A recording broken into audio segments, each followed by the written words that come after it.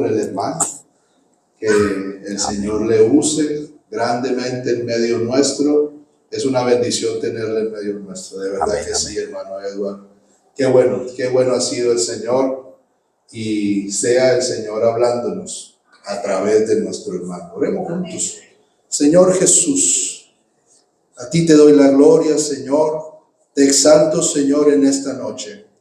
Te pido, Señor, para que tú uses en gran manera a nuestro hermano. Tenemos, Señor, por delante oportunidad de recibir tu palabra a través de sus labios. Te pido, Señor, que esta palabra venga, Señor, con poder a nuestra vida. Que hables, Señor Jesús, en nuestro corazón, y que esta palabra produzca el fruto, Señor, por el cual tú la envías a cada uno de nosotros. Gracias, Señor, por nuestro hermano, por traerle con bien, Señor. Úsale en esta noche y durante este fin de semana en medio nuestro, en el nombre de Jesús. Amén y amén. Muchas gracias, Juan. Mucho gusto, hermano. Bueno, la paz de Cristo, mis amados hermanos. Siéntense, por favor, ya hemos orado en el nombre de Jesús. Gracias a Dios por esta oportunidad tan maravillosa. De verdad, créanme, hermanos, que el honor es mío. Amén. Poder estar acá, poder conocerles. Bendito el nombre del Señor Jesús. Uno no sabe el Señor a dónde lo va a llevar a uno con su palabra. Amén. Lo importante es uno ponerse en sus manos y dejar que Dios obre en nuestra vida, y que Él sea el que nos dirija y que nos guíe. Amén. Gloria al Señor. Muy bonita la oración que nuestro hermano Jan, amén, hace para que esta iglesia se establezca. Amén. Gloria al Señor Jesús. Que la gente no esté solamente de paso, sino que realmente acá se pueda establecer una iglesia bien preciosa, gente que estén firmes aquí sirviendo al Señor, porque aunque estamos acá en un país muy desarrollado, un país con mucho futuro, pero también es un país con mucha necesidad de la palabra de Dios, ¿cierto? La gente está muy alejada de Dios, de su palabra, y se necesitan personas que estén predicando la palabra acá. Me alegra conocerles. Saludo especial a nuestro hermano Jack, a su esposa, a sus niñas. Amén. Gracias a Dios por su ministerio, por sus vidas, a cada uno de ustedes. Amén. Que con otro día que los vea son 2, pero bueno, gracias a Dios tenemos la oportunidad de vernos acá. Gloria al Señor. Ya hace un ratico, hermanos, nosotros venimos predicando la palabra. Hace muchos años el Señor nos llamó a servirle. Creo que él tenía 24 años de edad cuando el Señor me llamó a servirle. Amén. Gloria al Señor Jesús. Al lado de mi esposa hemos venido trabajando en Colombia, sobre todo en Antioquia, ¿no? Hemos salido ahí del sector de Antioquia. Gloria al Señor Jesús. Y nos ha dado la oportunidad entonces de conocerle, de amarle, de servirle, de tener 2 preciosas hijas a quienes tuvimos también la bendición de poder criarles en el Evangelio, criarles en el Señor, y bueno, ahí van, gracias a Dios. Todas 2 ya están casadas con muchachos muy especiales, ambos servidores. El esposo de Luisa también con mucho deseo de servir al Señor, y Esteban, bueno, por acá se nos trajo esta muchacha. Y por culpa de ellos es que nosotros estamos aquí. Así que, mis amados hermanos, Dios nos ha ayudado, ha sido muy bueno con nosotros. Ya vamos a ajustarnos los 28 años de casados. Amén. Gloria al Señor, y casi que al mismo tiempo sirviendo a nuestro Dios, y ha sido una bendición muy especial. Agradecemos entonces al hermano Jan por la invitación, por permitirnos estar acá y dirigirnos a ustedes. Uno como pastor tampoco es tan fácil entregarle el púlpito y el micrófono a alguien que no conoce para que le enseñe a la iglesia. Uno no sabe con qué van a salir, ¿cierto? Uno como pastor también la piensa, gloria al Señor Jesús, pero creo que por ahí ya han escuchado una que otra enseñanza a través de YouTube. Gracias a Dios por eso. Quisiera, hermanos, entonces aprovechar el tiempo y tener un pensamiento de la palabra de Dios. Gloria al Señor Jesús. En la primera carta a Timoteo, así sentaditos, abran su Biblia. Primera carta del apóstol Pablo a Timoteo, en el capítulo número 5 y el verso número 8. Amén. Son unas palabras del apóstol Pablo muy dicientes y muy enfocadas a lo que nos atañe en esta tarde. Dice el apóstol Pablo, primera de Timoteo 5:8, porque si alguno no provee para los suyos, y mayormente para los de su casa, ha negado la fe y es peor que un incrédulo. Imagínense las palabras del apóstol Pablo. Porque si alguno no provee para los suyos, y mayormente para los de su casa, ha negado la fe y es peor que un incrédulo. Bendito el nombre del Señor. Bueno, ya hemos orado, el ministro dirigió una oración muy especial, así que vamos a entrar en la meditación de la palabra. Gloria al Señor. Bueno, estamos en una época, hermanos, donde todo avanza y avanza a pasos agigantados y acelerados. El mundo está en un acelere y en una carrera increíble, ¿cierto? Donde las personas prácticamente ya no tienen tiempo de nada, sino duermen un rato y a trabajar y a estudiar y a producir. Y creo que acá, sobre todo en estos países como Estados Unidos, Canadá y muchos países civilizados, la gente ha entrado en esa carrera y en ese afán de poder producir y poder obtener más ganancia y más cosas. Y en medio de todo eso, la familia de alguna manera está sufriendo. Y está sufriendo no solamente por el afán, por las carreras, por la ansiedad, por el deseo de crecer y producir y tener un mejor futuro, aunque eso está bien, nadie está diciendo que eso está mal. Pero en medio de eso también el mundo ha venido desdibujando la figura de la familia tal cual Dios la estableció. Amén. Porque la gente tiene una idea de familia, pero no la idea de la familia tal cual Dios la ha establecido. El mundo ha querido desdibujar la figura de la familia, ha querido rasgar, fisurar, romper el bosquejo y el modelo que Dios ha establecido. La gente ya no quiere vivir en familia. Y los que viven en familia, pues muchas veces ni siquiera lo están haciendo de la manera correcta, porque estamos afectando la familia de muchas maneras. Bendito el nombre del Señor Jesús. Creo que todo radica y empieza es no tanto en la familia, sino en la clase de cristianos que somos. Usted ha conocido a Dios. Bueno, gracias por ese amén, pastor. Digamos amén, hermanos. Gloria al Señor Jesús. Creo que todo radica en el cristianismo que hay en nuestra vida. En la relación que nosotros tenemos con nuestro Dios. Porque si nosotros, hermanos, realmente conocimos a Dios, entonces el amor de Dios debe estar en nuestra vida. Y si el amor de Dios está en nuestra vida, entonces está un fundamento de la vida cristiana, que es el temor a Dios.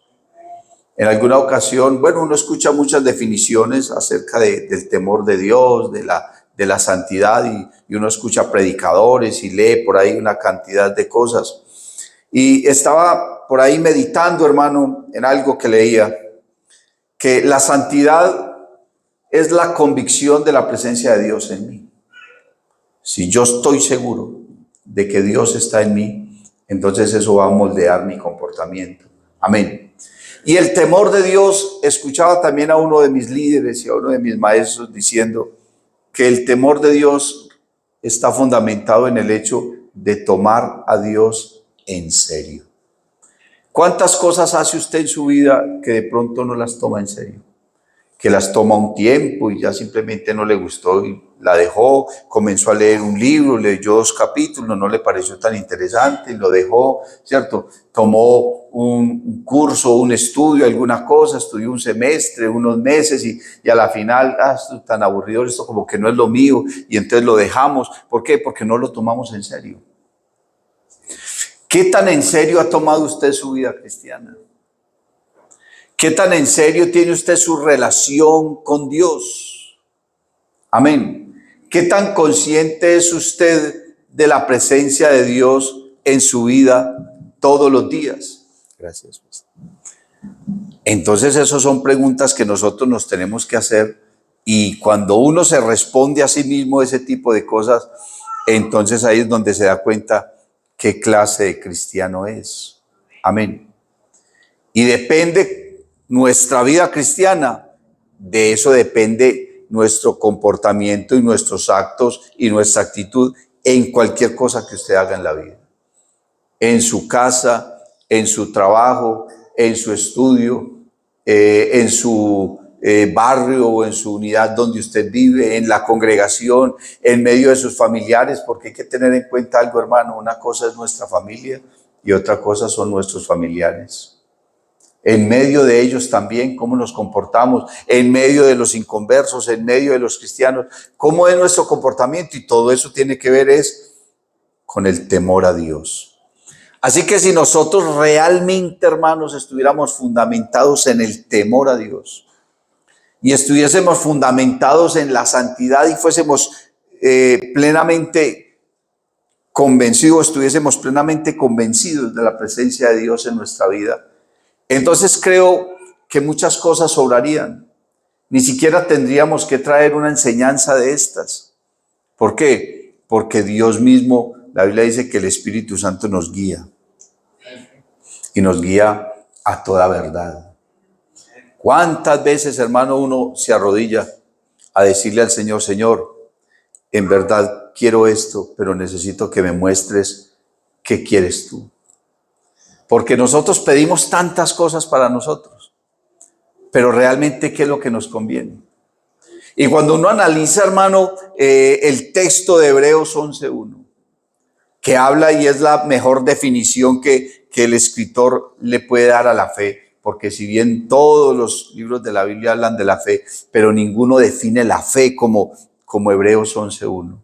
Es pues la fe la certeza de lo que se espera y la convicción de lo que no se ve.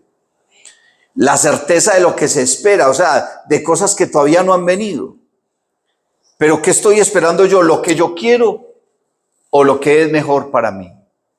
¿Y quién sabe qué es lo mejor para mí? El único que conoce el mañana, el único que conoce el ahorita, el único que conoce ahorita en unos segundos es Dios. Nadie más lo sabe. Y entonces cuando nosotros nos entregamos a Cristo, nos entregamos confiadamente ¿a qué? A sus decisiones, a su propósito, a su beneplácito, a su voluntad, a lo que Él tiene para nosotros. Dice, es la fe, la certeza de lo que se espera, de algo que todavía no ha sucedido, de algo que todavía no ha ocurrido, pero yo sé que va a ocurrir y que va a ocurrir en beneficio mío, porque eso es lo que estamos esperando. La Biblia dice que los que aman a Dios, todas las cosas, aún lo malo. Porque mire que cuando a uno le suceden cosas malas, uno siempre le echa la culpa al diablo. Seguro, ¿cierto? Pero si usted analiza, por ejemplo, la vida de Job, ¿usted cree que todo lo malo que le ocurrió a Job fue porque el diablo se lo quiso hacer? La Biblia dice que Dios estaba ahí viendo a sus hijos hacer el culto. Y ellos estaban ahí ofreciendo el culto, seguramente cantando. Y en esas llegó el diablo. Y el Señor le pregunta, bueno, ¿usted dónde viene? No porque Dios no supiera, sino porque quería entrar en una conversación con él. No, de rodear la tierra y andar por ella. Y el Señor le dice, vea, mire muchacho, ¿qué hay ahí? ¿Qué necesidad tenía Dios de hacer eso? Se lo presentó, se lo puso de frente, le dijo, varón justo, temeroso de Dios, apartado del mal. No lo has considerado, no has analizado, no, yo sí lo he analizado, y no que cuando esos hijos suyos, uno pasa por el lado de los hijos suyos y usted los tiene cercados de bendiciones, y uno les quiere entrar y no puede, porque usted los tiene ahí cercados de bendiciones, imagínense. Pero nosotros a veces nos buscamos nuestros propios problemas. ¿Sabía usted que la mayoría de los problemas que una persona tiene es porque él mismo los buscó? Uno le mete en unos rollos, hermano, que uno después dice, ¿yo por qué hice esto? ¿Cierto? Hay muchas cosas que vienen a la vida por otras causas, por otras razones, ¿cierto? Por circunstancias ajenas a uno mismo, pero la mayoría de las dificultades las busca uno mismo. La Biblia dice, el que cava hoyo caerá en él, y el que a portillare vallado le morderá la serpiente. O sea, el que abre una puerta, por ahí se le puede entrar la serpiente. Entonces Dios le dice al diablo, mire, ahí está mi siervo Job, varón justo, temeroso de Dios y apartado del mal. Entonces, claro, el diablo ya le puso la mirada, Dios le dio permiso y ¡fum!, le vino todo lo que le vino. Bendito el nombre del Señor Jesús. Entonces, no todo lo malo que nos sucede. Y Job sabía eso. Y Job lo entendió, porque cuando su esposa le dijo que maldijera a Dios y se muriera, ¿sabe qué le dijo él? Recibiré de Dios los bienes y no recibiré los males. Hermano, estamos en la zaranda de Dios. El salmista dijo, todas tus olas y tus ondas han pasado sobre mí, ¿cierto? Pero de noche no me ha faltado tu misericordia. Todo lo que le sobrevino, Dios se lo mandó. Nosotros estamos en las manos de Dios, nosotros somos sus hijos. El diablo no tiene ni arte ni parte con nosotros, hermano. Tenemos que tener sabiduría para saber cuando las cosas vienen de Dios o de dónde vienen. Por eso dice, es pues la fe la certeza de lo que se espera. Y dice, y la convicción de lo que no se ve. La primera parte del texto está hablando de lo futuro, de lo que aún no ha llegado. Pero la segunda parte dice la convicción de lo que no se ve, o sea, de lo que está aquí, pero que no lo vemos. Que no nos damos cuenta de lo que hay ahí, del valor que las cosas tienen. Y las cosas que están ahí que no vemos. Bueno, no vemos a Dios, pero sabemos que está aquí. Y hay cosas que las estamos viendo, pero no somos conscientes de ellas. Como el valor de nuestra familia. Tenemos la familia, y por ahí dicen que nadie sabe lo que tiene. ¿Qué tanto valora usted su familia? ¿Qué tan importante, qué tan trascendental es para usted lo que Dios ha puesto en sus manos? Amén. Porque usted nadie lo obligó a formar una familia, usted la quiso formar, ¿cierto? Usted enamoró a la muchacha, él la conquistó y vea, aquí está. Creo que esto es para mí, ¿cierto? Y a veces tenemos las cosas ahí y no las vemos. No somos tan conscientes. ¿Por qué? Porque no les estamos dando el valor que estas cosas merecen y el valor que estas cosas requieren y necesitan. Bendito el nombre del Señor Jesús. El texto que leímos, hermano, que dice, porque si alguno no provee para los suyos, y mayormente para los de su casa. Entonces, mire, ha negado la fe y es peor que un incrédulo. No, pues un inconverso. Negar la fe es como si nunca la hubiera conocido, y quizás es peor que no haberla conocido, porque la está negando, eso es una apostasía. Dice, y es peor que un incrédulo su actitud y su comportamiento. Pero lo que pasa, hermano, es que, como les hablaba al inicio, si la base de nuestra vida cristiana no es el temor de Dios, entonces nosotros vivimos de cualquier manera. Actuamos, reaccionamos, hablamos, nos comportamos de cualquier manera. La mayoría de las veces que uno se arrodilla a pedirle al Señor un mejor empleo, a pedirle salud, a pedirle bienestar. Uno le pide tantas cosas al Señor. Pero ¿cuántas veces uno se postra delante del Señor y le dice, Señor, ayúdame a moldear mi carácter? Señor, ayúdame a cambiar mi manera de pensar. Señor, este mal genio que yo tengo. Señor, ¿yo por qué tengo que estar diciendo mentiras a toda hora? ¿Y por qué no ponemos, hermano, nuestro ser y nuestro carácter en las manos del Señor? Porque precisamente es nuestra forma de ser, nuestro carácter, nuestra manera de pensar, nuestra actitud, nuestro comportamiento, lo que está afectando nuestra familia. Porque si uno se sienta con sus hijos o se sienta con su esposa, con su esposo, se sienta con las personas cercanas a usted, usted cree que ellos tienen un concepto de usted, pero cuando uno se pone a hablar con ellos, resulta que piensan diferente a como uno cree que piensan de uno. ¿Sí me hago entender? No, en mi casa a mí me quieren, me respetan, y uno se pone a hablar con los hijos y quién sabe qué le cuentan. Vea, a mí me llama mucho la atención, cuando Dios llamó a Jacob. Usted ha leído, ¿cierto? Jacob salió de su casa corriendo porque le robó la primogenitura a su hermano y bueno, engañó a su padre con la ayuda de la mamá y salió corriendo porque su hermano mayor lo quería matar. Eso, qué película tan tremenda, hermano, esa de la vida de Jacob.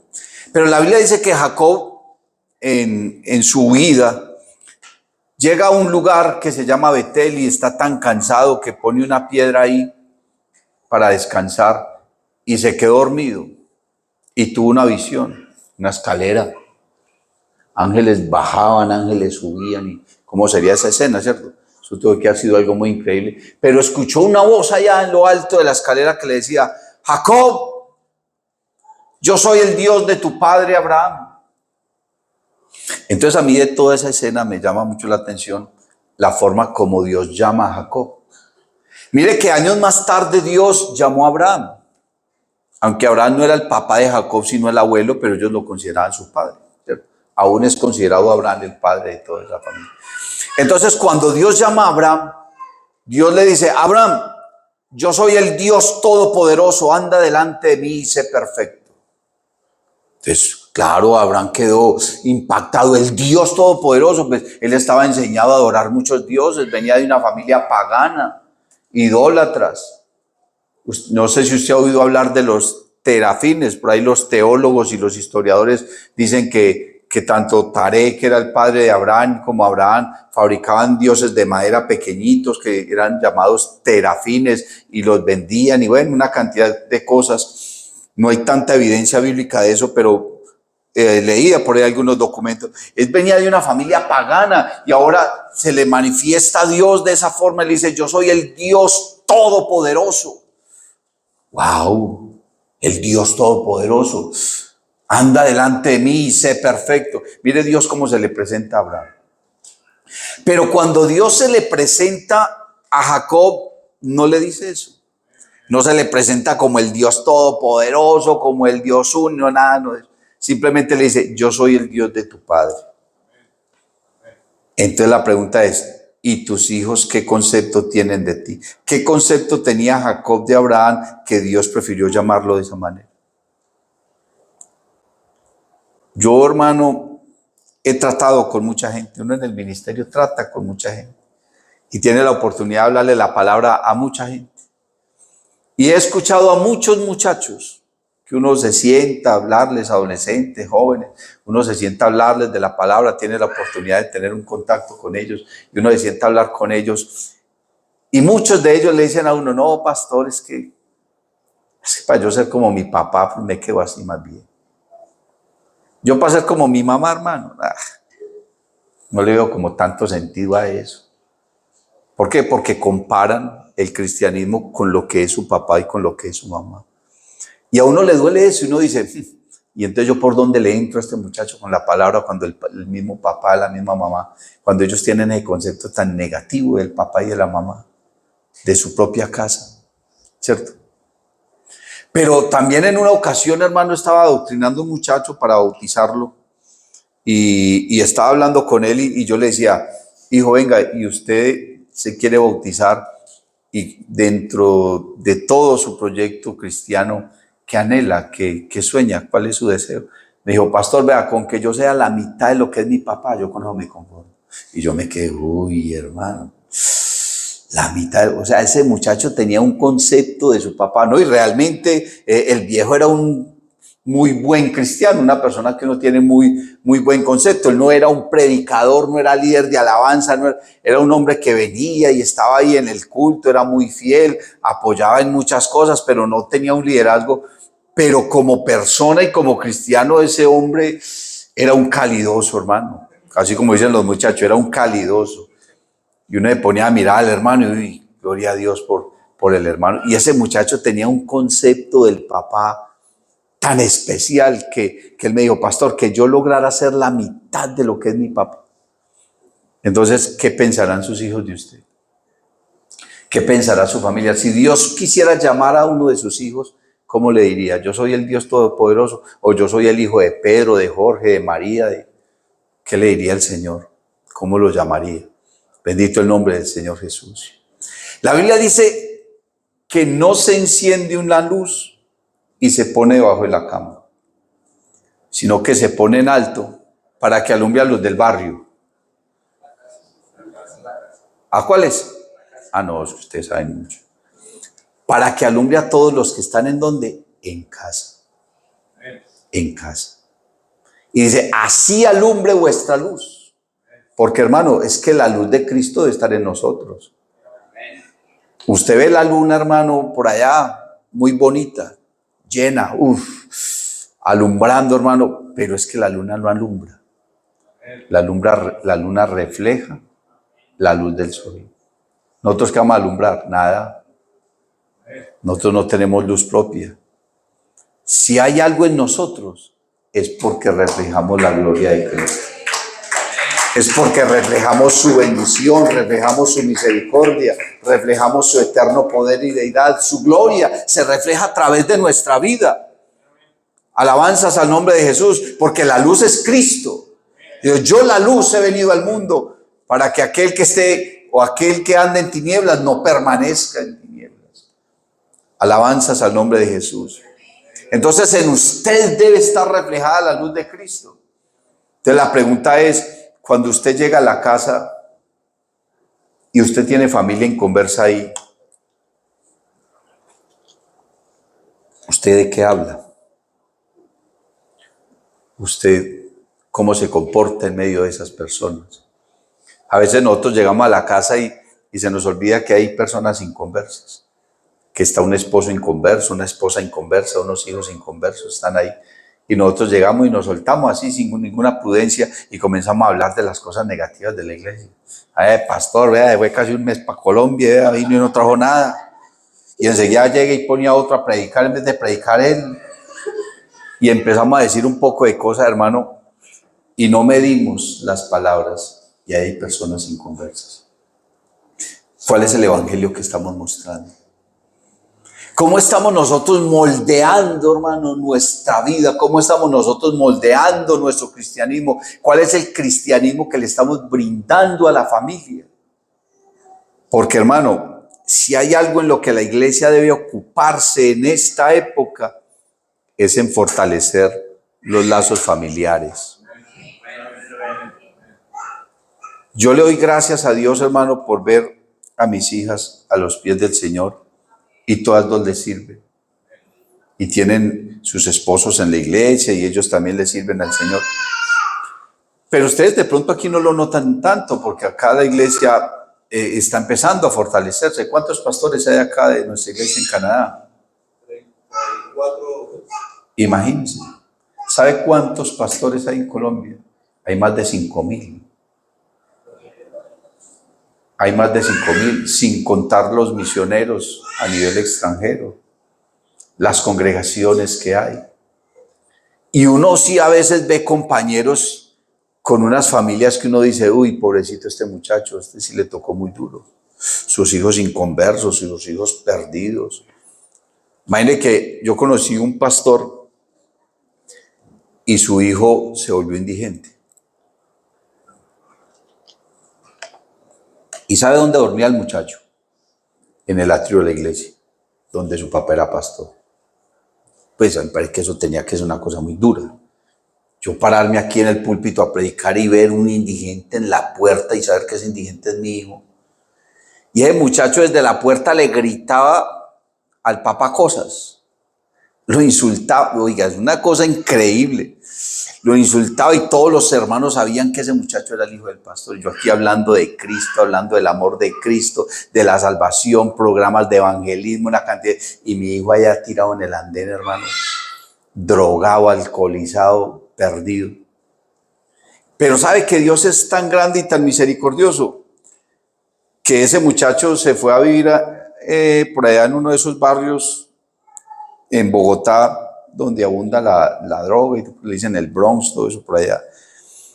Y una vez unos creyentes de otra congregación salieron por ahí a hacer una campaña evangelística y el muchacho se puso a escuchar. Y alguno de ellos, sin saber quién era él, se le acercó, le dio un tratadito, empezó a hablar con él, le dio un pedazo de pan y el pelado se puso a llorar y a llorar y a llorar.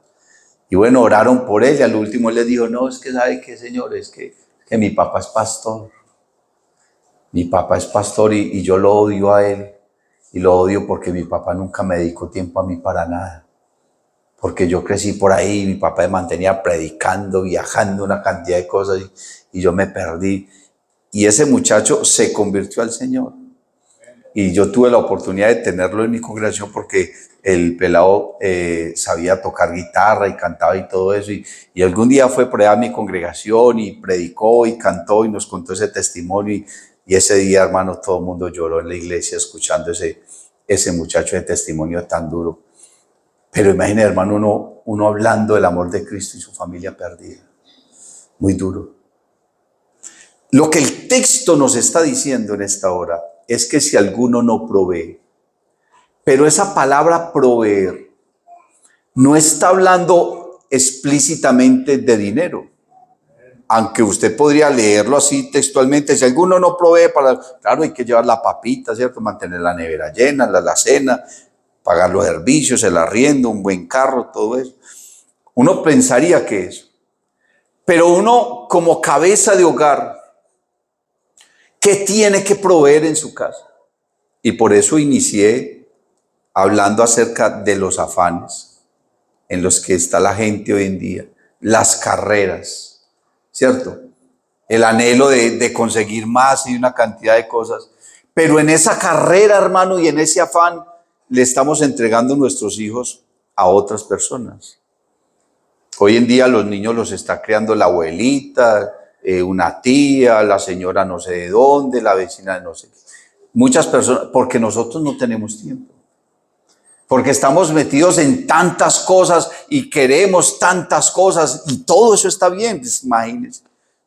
Hoy en día, hermanos, si no es así, ¿cómo vamos a sobrevivir? Y sobre todo ustedes en un país donde todo es tan costoso, donde todo es tan caro. El que se viene de Colombia viene pensando que los dólares están colgados en los palos, que se baja del avión y los billetes están tirados ahí.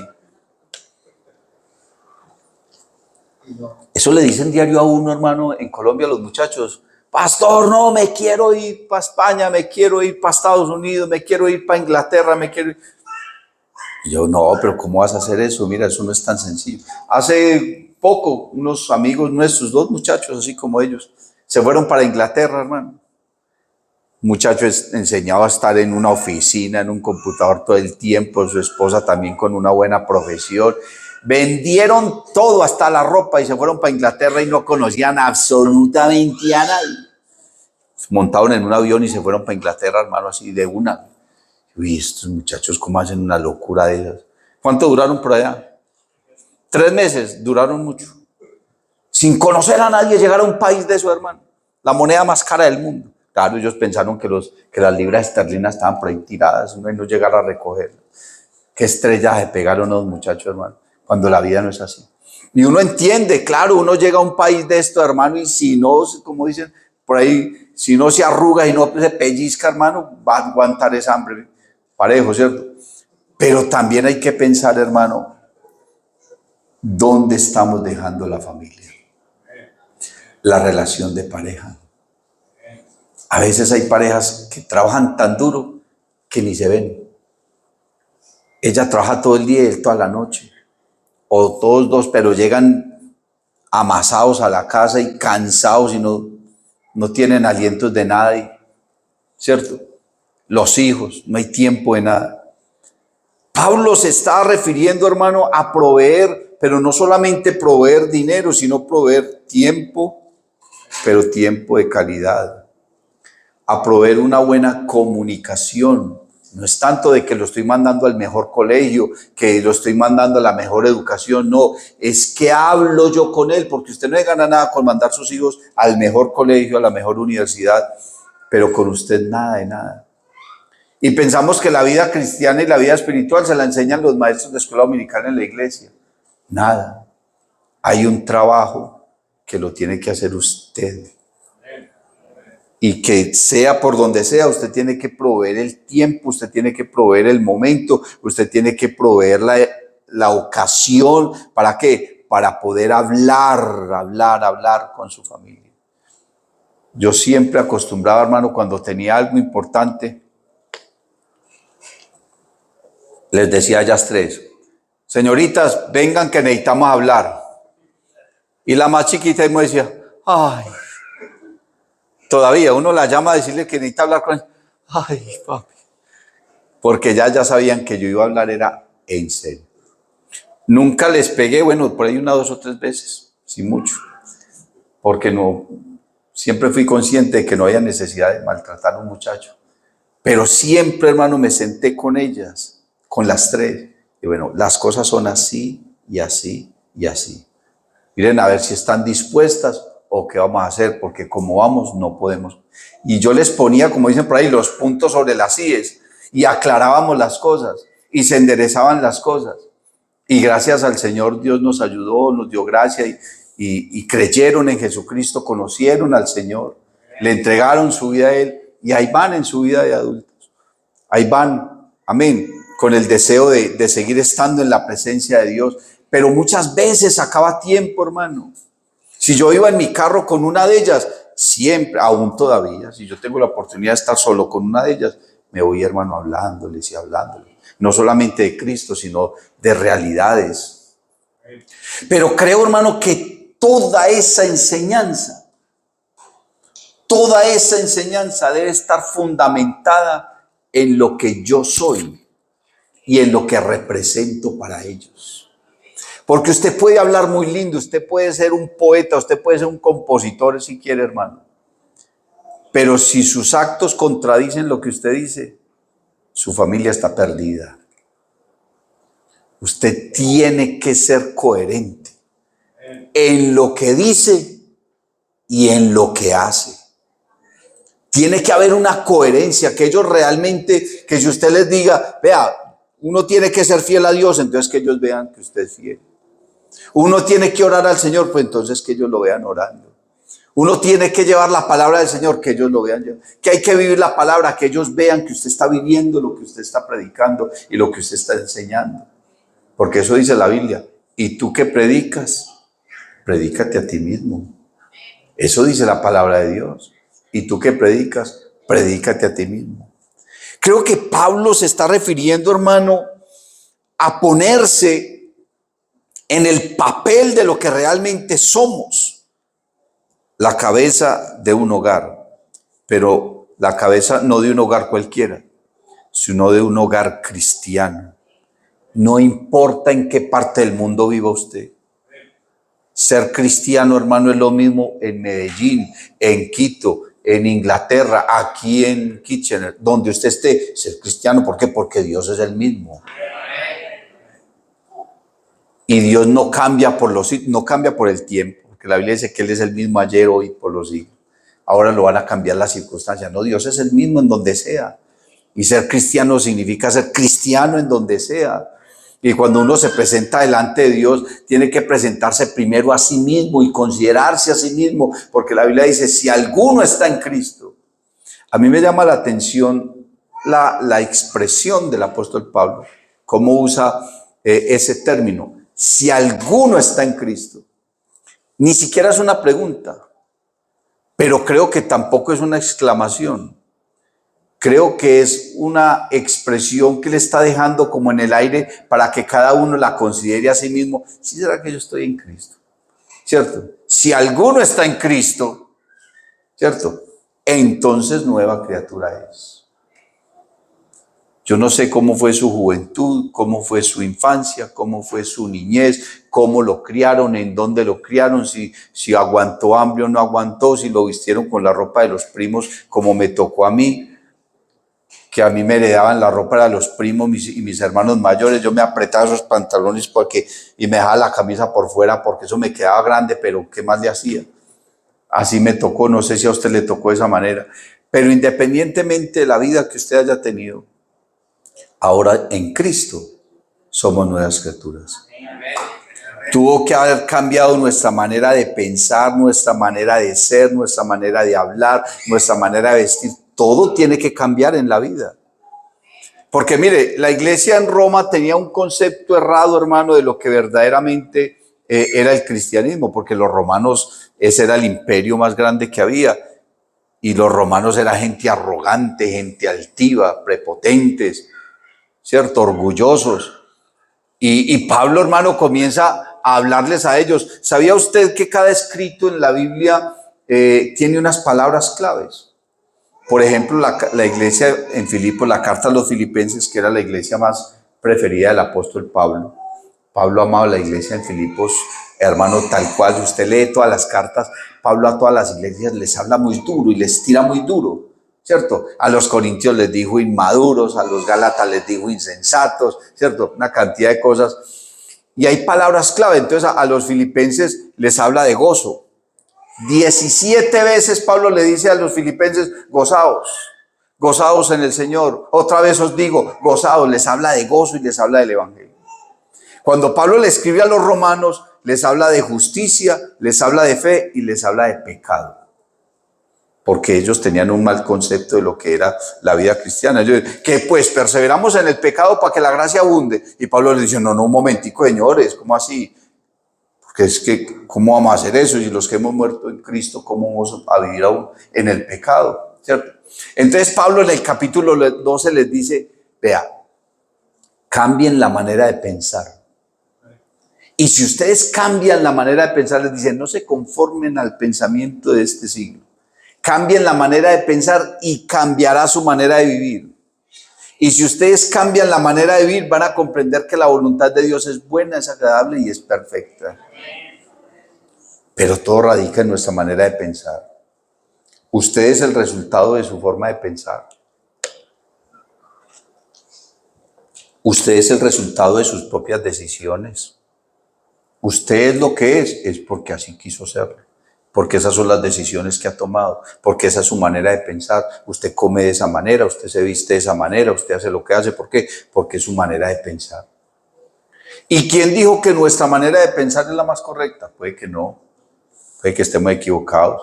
La Biblia dice, no seas sabio en tu propia opinión, ni te apoyes en tu propia prudencia. Teme a Jehová y guarda sus mandamientos. Entonces, ¿quién dijo que mi manera de pensar es la más correcta? No, si usted toma su manera de pensar y la filtra por la palabra de Dios, y usted realmente se da cuenta que está equivocado en muchas cosas y cambia su manera de pensar, cuando usted cambia su manera de pensar, en usted cambia todo. Va a cambiar su manera de vivir, va a cambiar su manera de actuar, de hablar, de todo.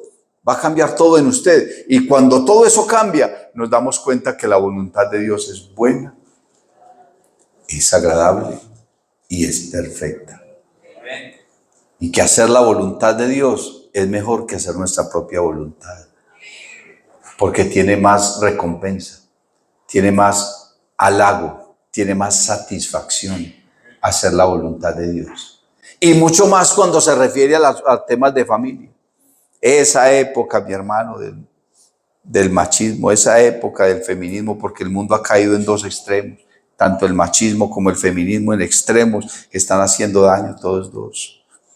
Pero cuando nosotros dejamos esas cosas al lado y nos volvemos más bien cristocéntricos y nos vamos a la palabra de Dios, Dios nos va a dar sabiduría, Dios nos va a dar gracia y Dios va a alumbrar nuestro camino y nos va a enseñar qué es lo mejor para nuestra familia. Dios les bendiga, hermanos, la paz de Cristo para ustedes. Dios te bendiga. Si te ha gustado esta predicación, te invito para que visites mi canal en YouTube y en Facebook, Eduard David Tabord. Suscríbete y activa las notificaciones. Estoy seguro de que esta palabra será poderosa para tu vida.